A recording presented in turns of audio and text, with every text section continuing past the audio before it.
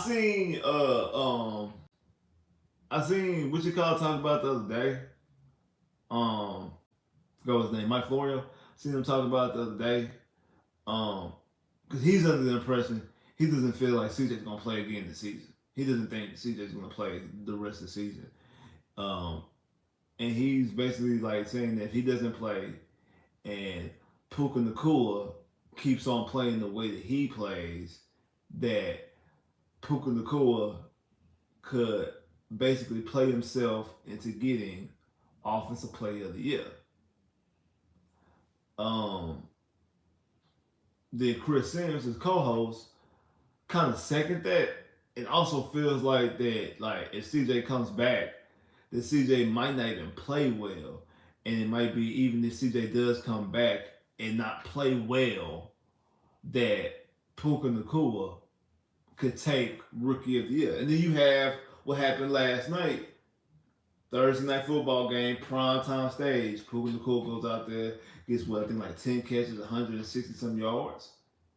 And now you have people talking about him then, like, oh man, Puka Nakua, man, a late push for rookie year, all these different things. Well, a lot of people just assumed that C.J. Stroud had already wrapped up in the bag and it was already under the Christmas tree, it was already on the way to the crib. That's what a lot of people were seeing, what a lot of people was feeling before. But now you have the injury and you have this late a surge by Puka Nakua. Because if you look at it, let's look at some of the numbers. So CJ Stroud is 200 and has completed 275 200. He's completed 275 passes off of 441 attempts for 62.4%.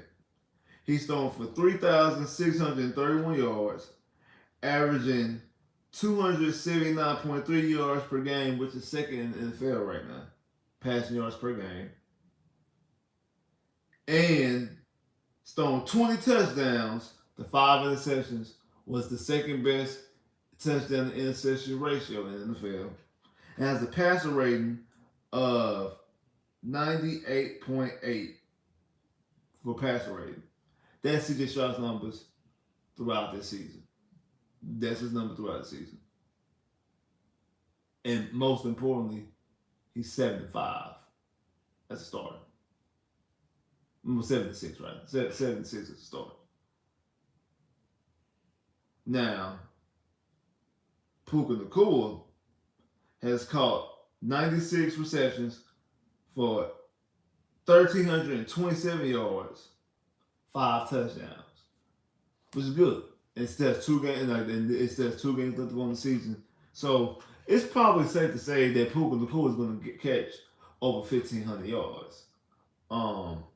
As of right now, as it stands, C.J. Stroud has thrown for 3,600 yards.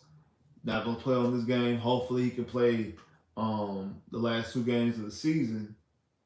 If he plays the last 2 games, of the season, he's going to throw for over 4,000 yards and probably get around 25 touchdowns, between 24 and 25 touchdowns the last 2 games of the season. He throws 2 touchdowns in each game and throws for 200 yards in each game. He's going to throw for over 4,000 yards and throw for over 4,000 yards and 25 touchdowns. Which again, the concussion did hurt him as far as, because the dude was on track to throw for 5,000 yards. Dude was on track to throw for 5,000 yards. Dude was on track to possibly get over 30 touchdowns. So we were talking about him not only breaking a rookie record as him being like the Texans all-time all-time leading passer in touchdowns and yards in a single season for the Houston Texans.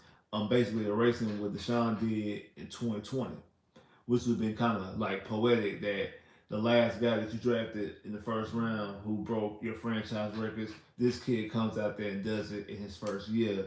Basically, not only you say, okay, yeah, he's better than Deshaun, but from a projected standpoint, his rookie season is already better than Deshaun's best season in the NFL. So that right there would have just been extremely poetic from a standpoint.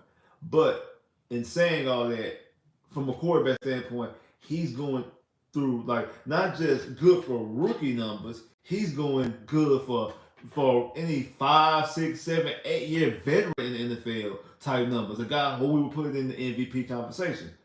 But you can say the same thing for Puka Nacua. Puka Nacua, though, I mean, right now he's at 96 catches. So, like I said, in the next two games, he's probably going to probably end up catching 110, 115 catches and catch for over 1,500 yards.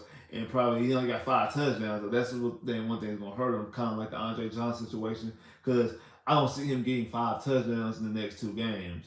So I mean, I think at most he'll probably end up with like 8 touchdowns on the season. So you're talking about a guy with 115 catches, 1,500 yards, and 8 touchdowns.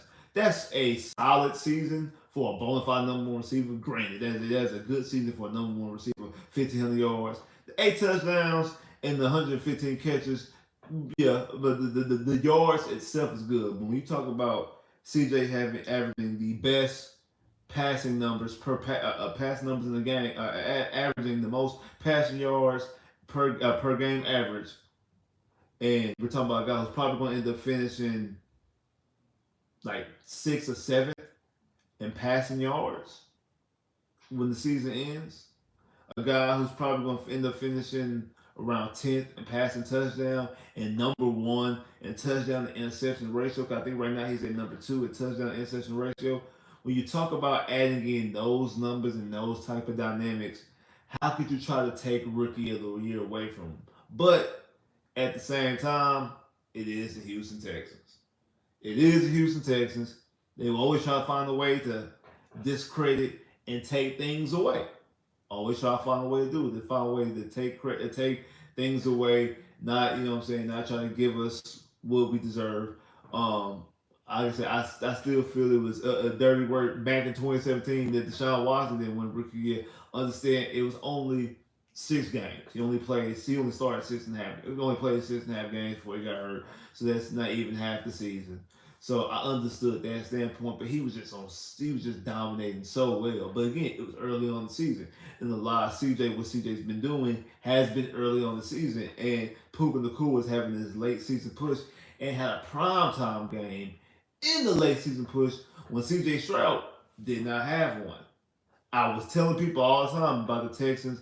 I really want the Texans to get a primetime game.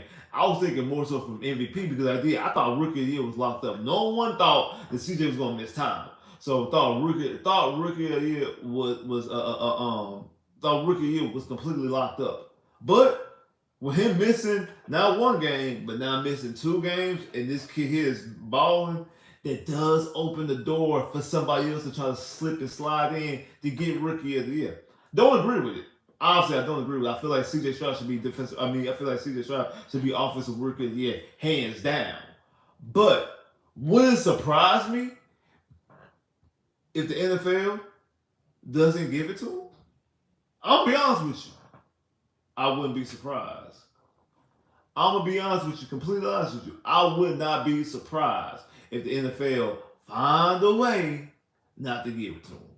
If they find some type of technicality, something weird, find a way of anything like that not to give him Rookie of the Year. I would hate it. I would think it's bull. But would it surprise me? Not at all. Wouldn't surprise me in the slightest.